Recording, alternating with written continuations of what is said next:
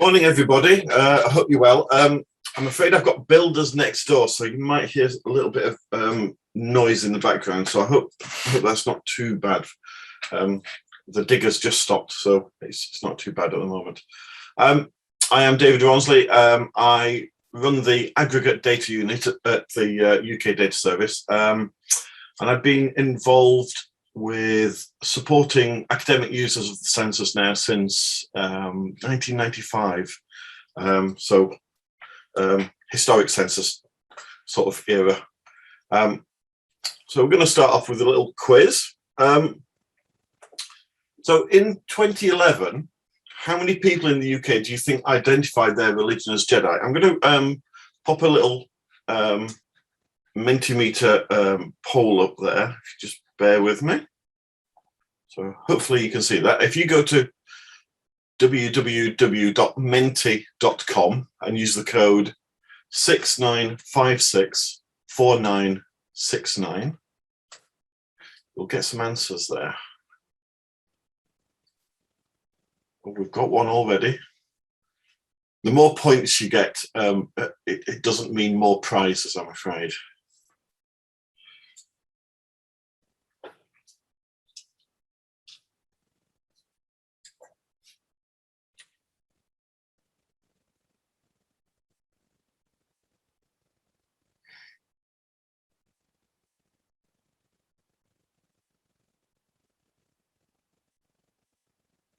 Okay, well, the actual answer is 176,632, and these people are still living amongst us. So this is aggregate data, so it's the characteristics of a group of people aggregated to a geographical level, in this case the UK.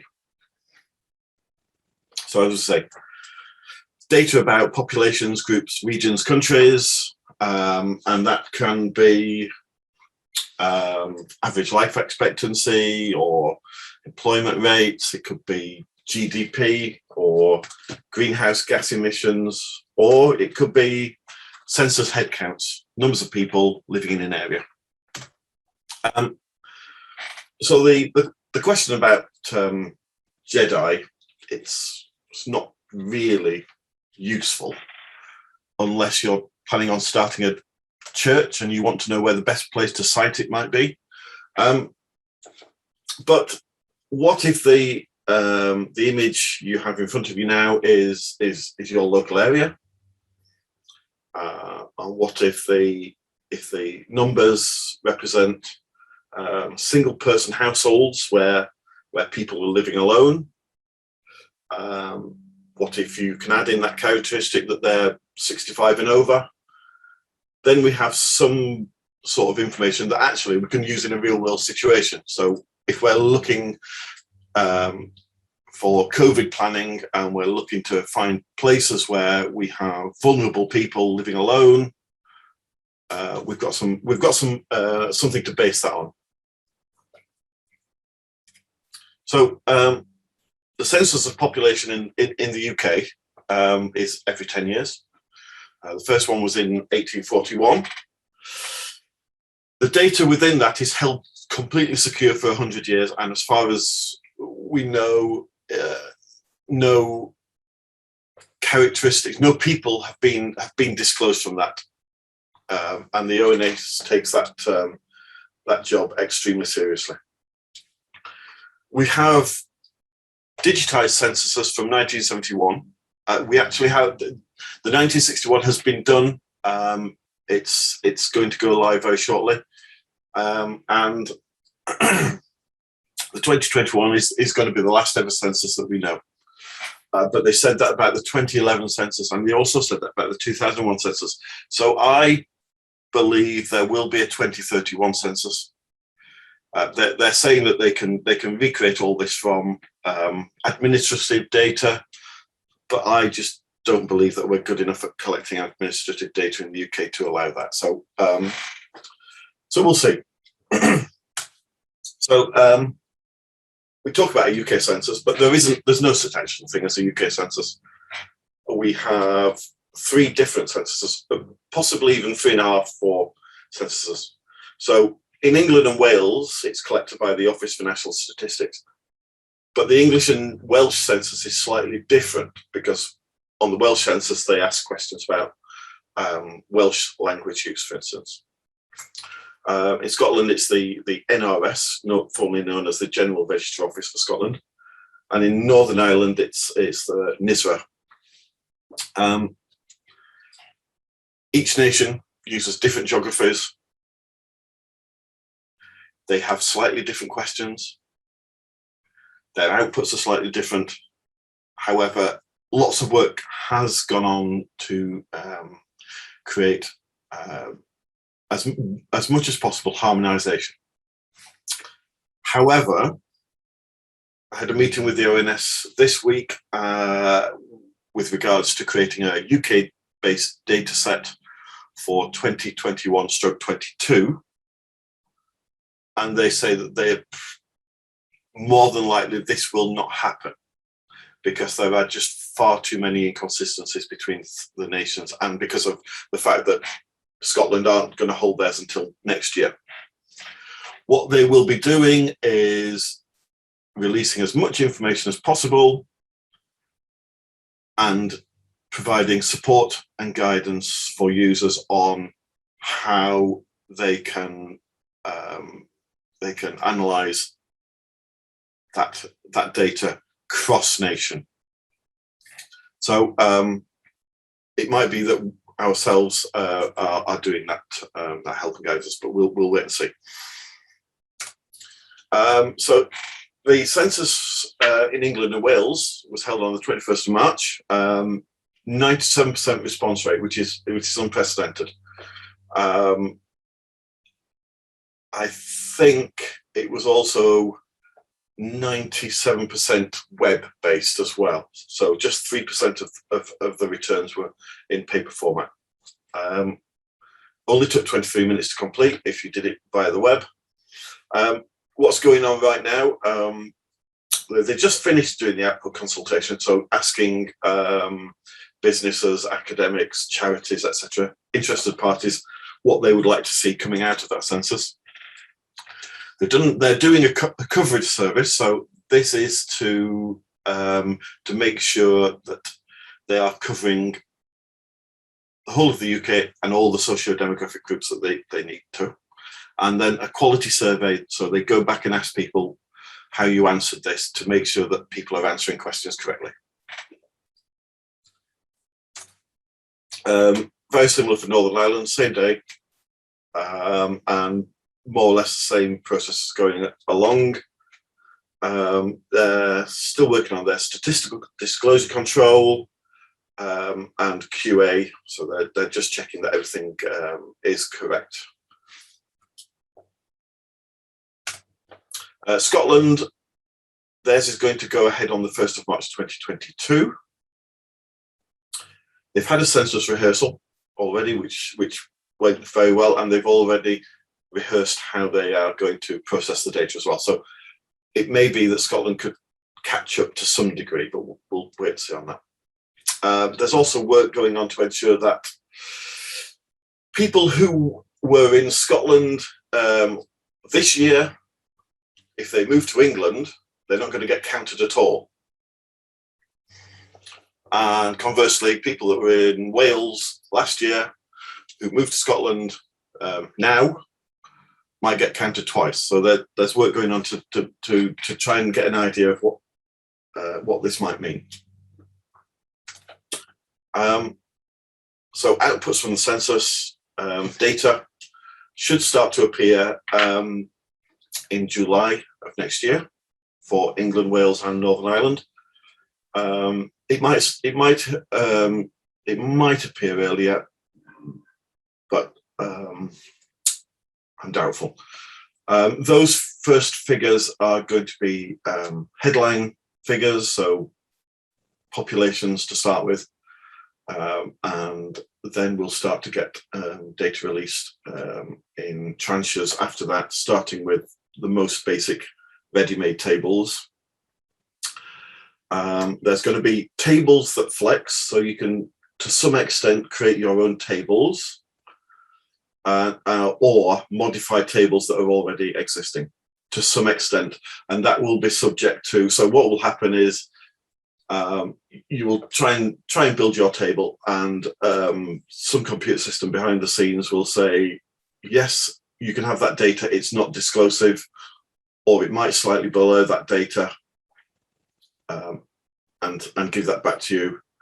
But the full extent of that yet we've not seen. So as soon as we know, we will get information out about that. There will also be links to administrative data. So there might be links to housing data, for instance. So we can see information on where people, what types of accommodation people are living in. So what can census aggregate data tell us? Well, it's the most complete source of information we have. So it aims to achieve 100% of the population. As we've seen, we got 97% return, which far exceeds any survey data you will find. Tells us about population, housing, travel to work, health problems, disabilities. Very, very long list of things we can find out from the census. In 2021-22, we've got some new questions. So all of the nations asked a question about gender, but it is a voluntary question, and it is a writing answer as well. So how that's going to get coded up, we're going to wait and see. So, but that will be very interesting to see the answers for. There are questions on sexuality in England, Scotland, and Wales. And again, this is voluntary as well.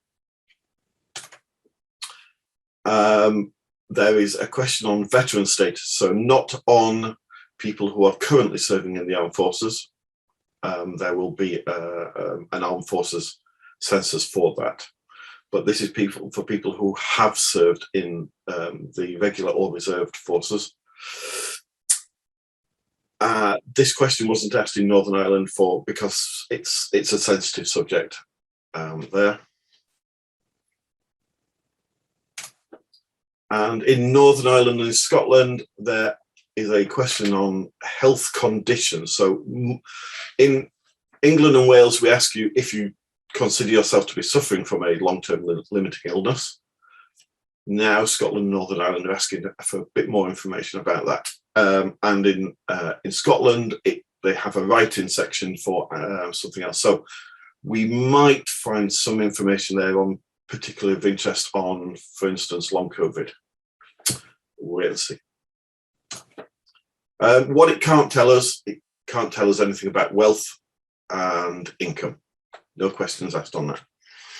However, there is a way of deriving that sort of information or using, well, we'll talk about that later, but deprivation data. There's no personal information. There's data blurring and obfuscation, all sorts of methods to stop individuals being identified. So if, for instance, you know someone in a village who is Chinese, who is disabled, but who is following the Sikh religion, you might, in theory, be able to identify him. So he might be the only person. So what will happen is that data might have a 1 or a 2 or a 3 added to it, or the records might be swapped with a similar area in another local authority. The UK has an awful set of census geographies, in that they seem to change every 10 years. Not only do the areas physically change, but they change the type of area. So in 1971, we had enumeration districts. In 2001, they introduced output areas. But the output area is designed to change very little from census to census. And it's also designed to be socially heterogeneous and to fit in with real world boundaries. So they don't cross over major roads, they don't cross over rivers, they don't cross over local authority boundaries. But the different nations do it differently. So for in Scotland, we have data zones and intermediate geographies. Northern Islands, we have just lower super output areas. And in the UK, we have low super output areas and middle layer super output areas. But those aren't real geographies, so no one knows. I bet no one can name the middle super output area zone code that they reside in. So above that geography, we also have local authorities, again, named different things in different nations. So called district councils in Northern Ireland, they're called council areas in Scotland, and they're called all sorts of things in England and Wales. We have counties, and we have wards and electoral divisions in Wales. Wards are similar to local council wards. There's no postcode geography in the census, but we have a method of conversion between postcode and census geography. We'll get onto that later. So at the moment, we have a lot of ways of getting access to census data. InFuse is our latest system. It only has data from 2000 and 2011. CASWeb is very old. CASWeb was first written in 1998. It's really creaking now, and both CASWeb and InFuse we are going to replace with a single new interface next year, provisionally called UK CAS, and that will have data from 71 all the way up to 2021 in it. If you're interested in just getting access to bulk data, we've got a system called DCAN. It's currently only got 2011 data in, but we are planning to load up everything into that. So we've got a little activity now. We're going to use InFuse, and I'm going to work along with you on this. I'm going to put this URL. Into the chat box. So the URL in the chat box is a little handout for with instructions to follow, so we can get some data out of InFuse, and you might notice that it follows a similar theme to the one we talked about earlier about COVID and lone households. Okay, so hopefully you're able to download that now. Let me know if you're having trouble with that in the chat box. And once we've downloaded that, if we go to InFuse in there as well. So InFuse is access to aggregate data from 2011 and 2001. So if you're at InFuse now, we're going to choose some 2011 census data. We're going to choose our geographies first. Now, InFuse can be a little slow at this point. This is one of the reasons why we're creating a new interface, because the methods we use to pick geographies is just too slow. So our new system will be much faster. And if we expand the local authorities list, and again with Birmingham,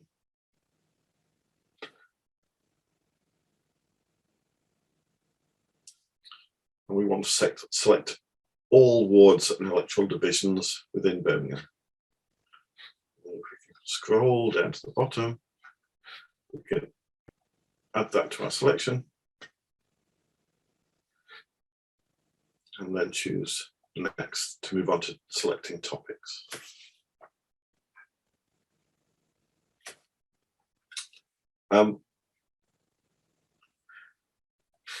Without anything filtered, it will show all the topic combinations available, and there are quite a 3 pages, 339 topic combinations. So if we, on the filters list, if we find household composition, select that, that will update the topic combinations. And there are 15 combinations where household composition occurs. And we just want the simplest one. We just want the first one, which is household composition on its own. We'll select that. It gives us some information all about this particular topic. Select next, and in here we can go for total household composition. So this is all households within wards in Birmingham. If we expand 1-person households and then choose age 65 and over, and we can add that in, and then click next, and this just confirms what we've chosen. We can change this file name if we want, but that's okay as it is. We can get that data. And then once the server has prepared that data, we can download it. We'll find it's a little zip file because it contains a number of files in there. So there's a citations file which tells you how to cite the data. We have a metadata file which tells you about the variables you've selected, and the data file which we can open in, for instance, Excel. I better make sure that I'm sharing Excel now.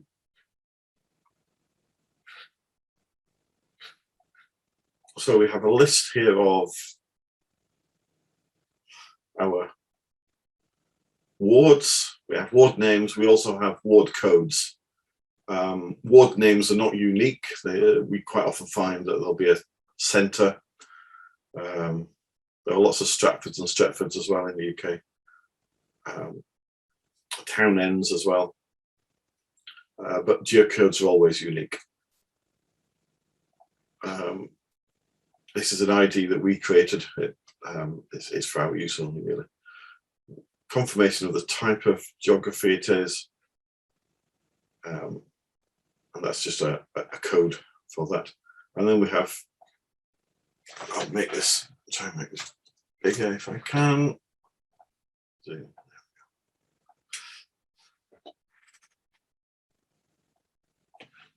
So we've got, this is the household composition, all households, and also age 65 and over, what 1-person households.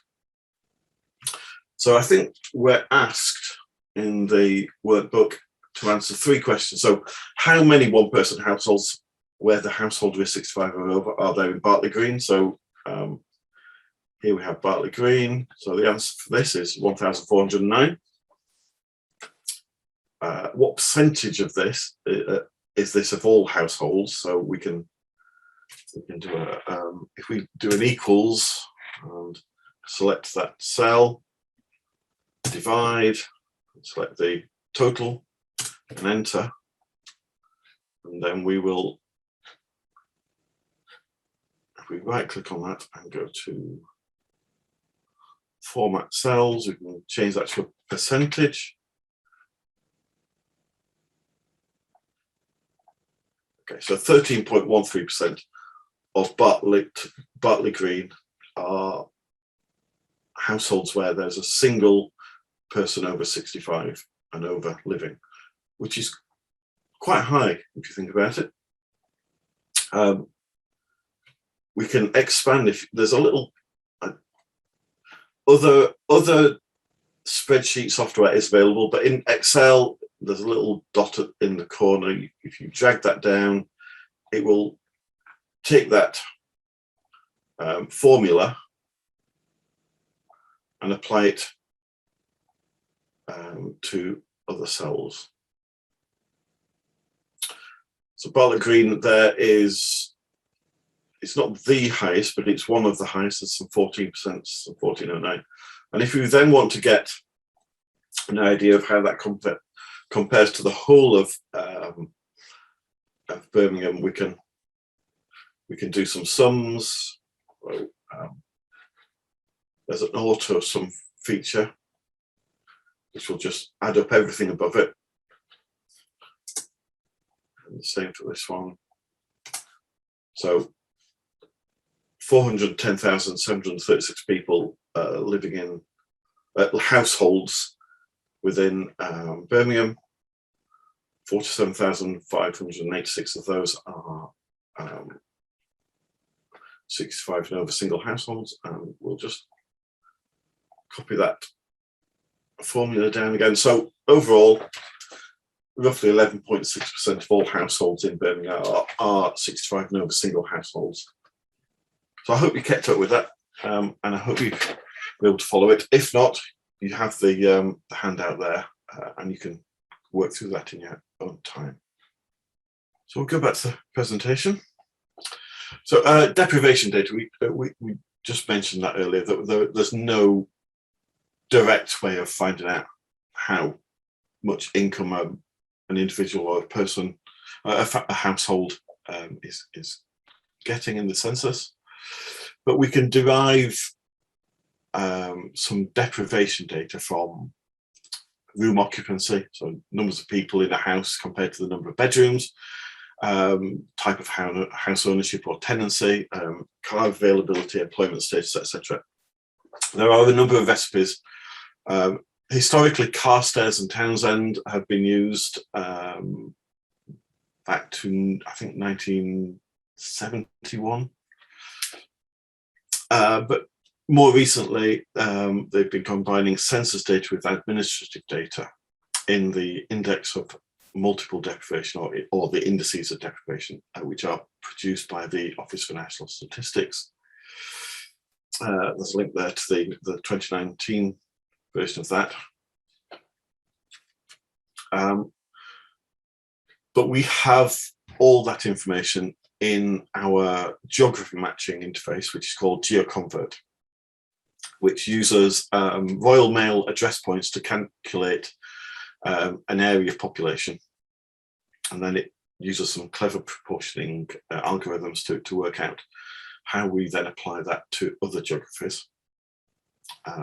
So we can match postcodes to other areas, and this is very useful because if you're taking survey data, you might ask for a respondent's postcode so you can place them. But then if you want that to match that to census data, you've got to have some system of matching or converting. We allow conversion of one geography to many others. So just think about what you're attempting to do. If you're trying to convert data you have at UK level to postcodes, that might work. But if you've got lots and lots of postcodes and you're trying to split that data up into counties, that might not work. So just have a think about what you're trying to do. Also, postcodes change, and in the data we have postcode creation and postcode termination data, but the Royal Mail reuses postcodes. So what was a valid postcode for one area 20 years ago, it might be in a different part of that city now. So just be careful about that and check on your postcode dates. We have documentation with this. So we've got another activity here. I'll put this information in the chat. So we have a file with some postcodes in, and a file with some postcodes and data in, and we'll just take a little look at this. And there's no activity file for this. It's just watch along with what I'm doing. Okay, so you might get warnings about GeoConvert. We've had an issue with our secure web address, our HTTPS address. So we're using HTTP at the moment. So you might get a warning that it's unsafe. It's not unsafe at all. Just share my screen. Okay, so this is GeoConvert. Got tutorials, documentation, some questions on there. Start it up. So we can do three things. We can get information about postcodes. We can match one geography to another, or we can convert data from one geography to another. What we're going to do is we're going to find out all sorts of information about the postcodes in our postcode file. So you can just check these radio buttons.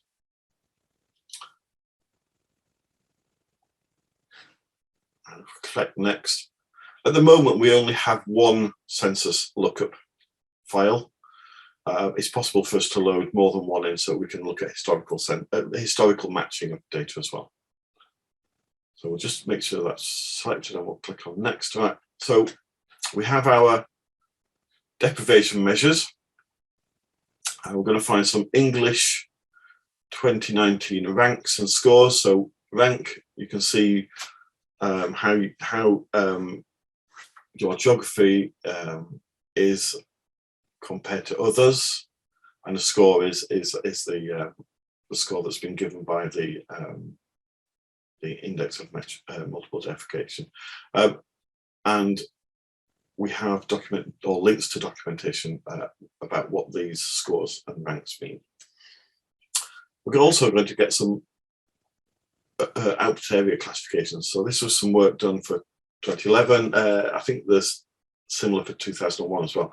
So these are little pen pictures of areas, and you'll see what we mean when we get that data. We can also put in some information about how urban or rural an area is, its usual resident population, and then also information about the postcodes as well. So once we've selected the information we want, we can click on next, and we can either put a single postcode in, or we can choose a file. And we're going to choose a file and find. Come on, why are you not working? That's not good. Is this because it's a Mac? I did this yesterday on my PC and this worked absolutely fine. We'll check that on there. Yes, I think that's because it's a Mac. So let's do that again.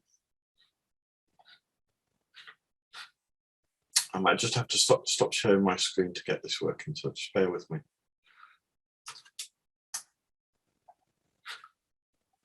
It should all work for you, unless you're working for Macs as well.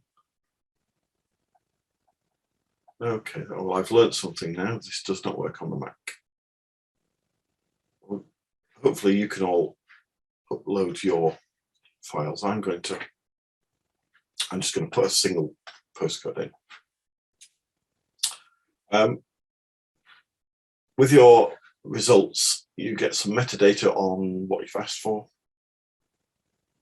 and then the results are in the postcode metadata. And we'll again get a CSV file that you can open in your favorite text editor or spreadsheet. So you should all have a nice list of postcodes and how they're matched. I've just got a single one, unfortunately, and we're going to have to fix that on for Macs. I'm just waiting for Excel to open up on my machine. So I work on my Mac because it's excellent for presenting and using things like Zoom.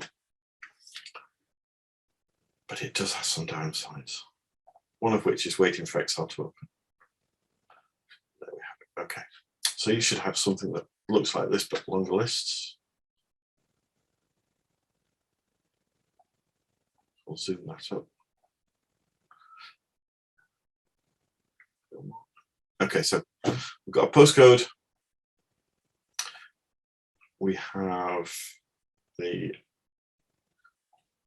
index of multiple deprecation for England rank. So this particular geography is ranked 2,310 in the UK, in England, sorry. And its raw score. And then these are the output area classifications. So its group is 8, which actually means its little pen name is hard pressed living. And we've got documentation on the output area classifications to tell you what hard pressed living is, but it just gives you an idea of that. The score 49, I can tell you, is quite high. I think you've got Portsmouth scores, and I think they go up to something like 25, which gives you an idea of the difference. Okay, I'll stop sharing that now. Go back to GeoConvert. So we're going to, if we click on GeoConvert again, just to go back to the beginning, and then I'll pop in the link for the next data file for you to download. And this is some postcodes with a piece of synthetic data. And we're going to match this to some output areas. Okay, so that link's gone in now. So if we start GeoConvert, and we're going to convert data from one geography to another, and I've got a feeling this is not going to work on this Mac, but we'll try our best.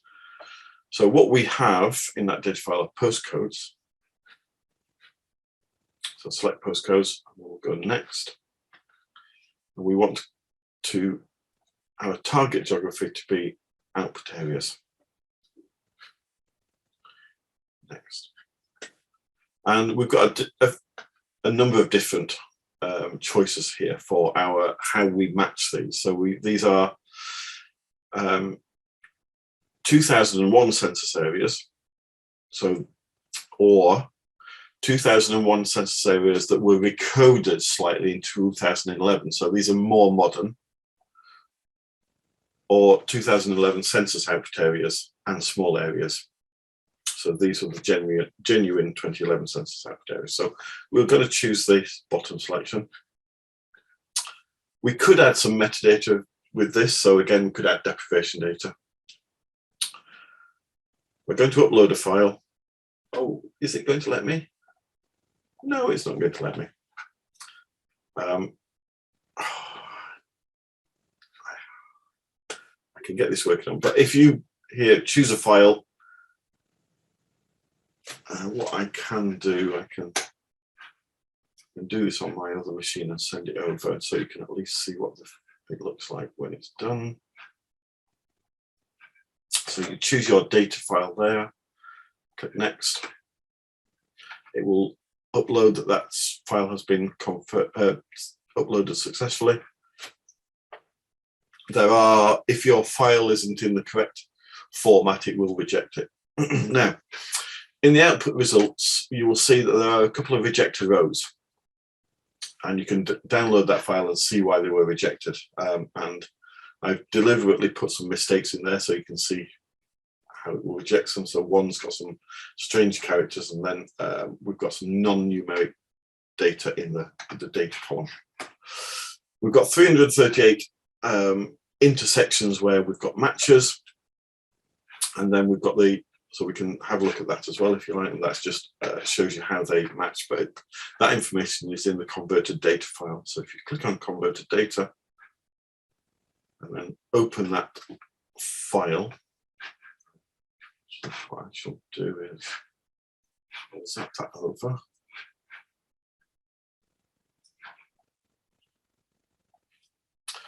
So if we share my screen again, so I've got that information on. So what we have now, I think we had something like 338 intersections of the data. So postcodes are smaller than output areas. So what it's done is aggregate those postcodes up to the output areas, and then it's done some clever algorithm on the data to aggregate it up to the. So we compare that with the original data.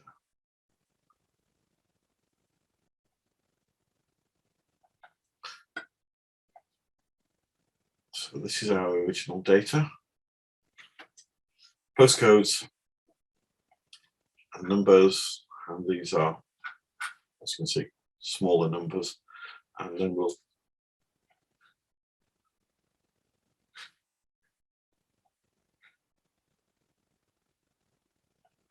this is our aggregate converted data. No, that's not the converted data, that's the converted data. And it's aggregated up to much larger. So if you have a look at the matching file, you'll see that there are multiple postcodes matched to output areas, and it also gives an idea of how what that match is. So it's normally 1-to-1, but postcodes can straddle output areas. So it might be that we halve the postcode and apportion it to 2 output areas, or it's possible that there will be multiple postcodes within an output area. Okay, I probably confused you all a great deal there. Have a play around with GeoConvert and have a look. Okay. So census bulk data is via our DCAN interface.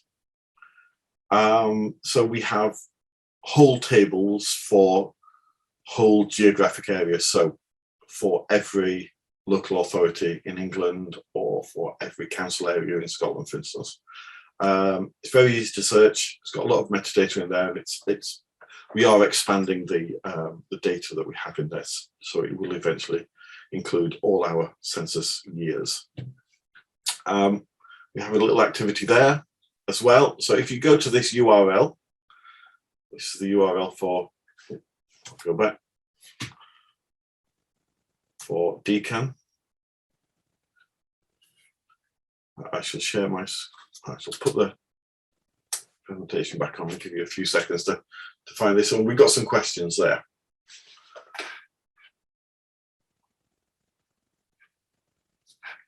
I shall leave you to do this on its own, because DCAN should, in theory, be easy enough for you to do that.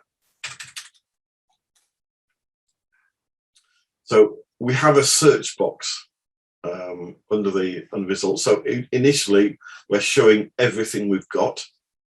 And if you search in there for instance, age, ethnic, we'll get back all those tables that involve age and ethnicity.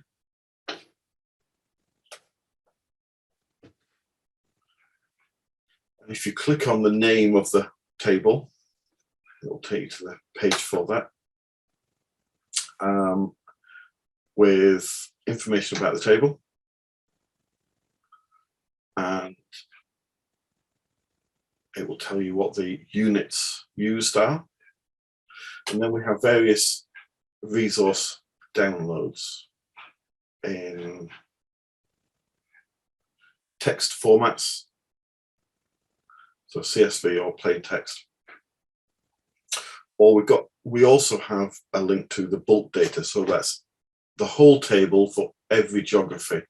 For instance, this one's only available in England and Wales, so for all geographies in England and Wales. So England and Wales, England, Wales, all counties, all local authorities, all wards, and all output areas. We also have a link to the metadata file for that as well. So if you click on that, it will give you information. So that will tell you, for instance, we asked the question, what is the definition of a long-term health problem or disability? and it will tell you that a long-term health problem or disability that limits a person's day-to-day activities and has lasted or is expected to last at least 12 months.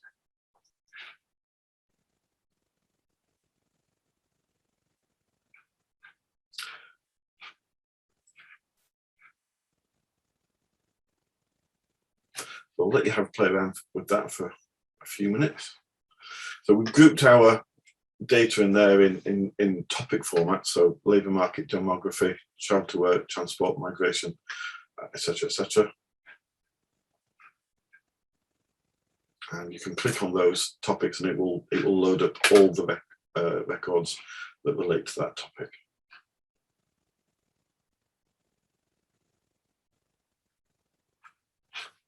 Or we can look at keywords.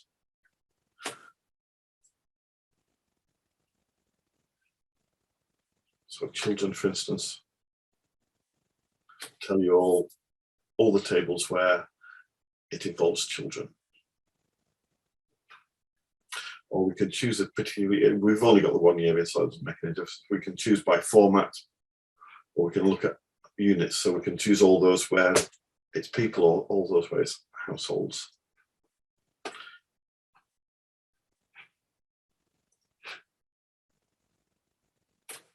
Okay. So we'll go back to the presentation now. So we'll talk a little bit about the UK Data Service itself. So we're funded by the Economic and Social Research Council. And we are a single point of access to a huge swathe of secondary social science data, and we provide support, training and guidance for that.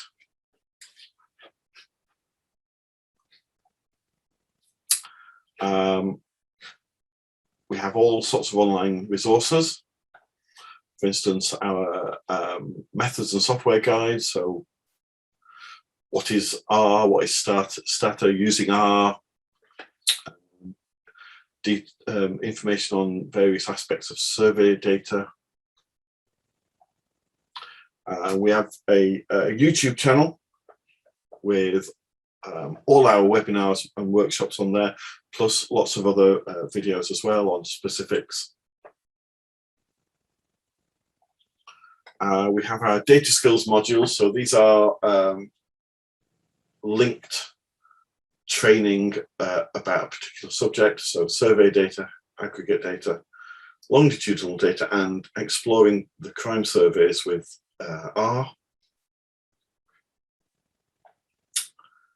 And just a little idea about how the main use of survey data is for shaping policy and budgets for the government. And this is an image from the 2015 budget and how that money is spent.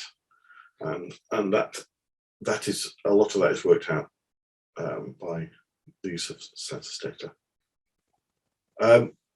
Thank you very much. I think that's the end of the presentation, but we have time for questions, if you have any.